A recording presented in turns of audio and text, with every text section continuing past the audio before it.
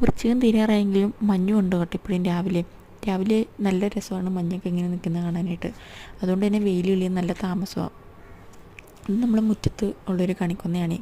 വിഷുവിന് 2-3 മാസം ഉണ്ടെങ്കിലും നേരത്തെ തന്നെ ആശാൻ പൂ ഇട്ടിട്ടുണ്ട്. വിഷുവിനും പൂ കിട്ടുമെന്ന് ഞങ്ങൾ പ്രതീക്ഷിക്കുന്നു.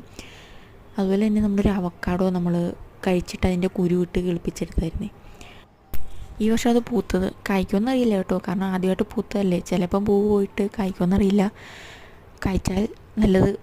പിന്നെ ഉച്ചയ്ക്കാണെങ്കിലും നല്ല ചൂട് ചോറും തലക്കറി, മുളകിട്ട തലക്കറി ഉണ്ടായിരുന്നു. ഇനി വൈകുന്നേരം ആയപ്പോഴേക്കും നമുക്ക് പറമ്പിൽ നട്ടൊരു ചേന ഞങ്ങൾ കുറച്ച്, ചെറിയ ചേനയായിരുന്നു, ചേന കുറച്ചു. അതുപോലെ തന്നെ കാന്താരി ചമ്മന്തി ഉണ്ടായിരുന്നു.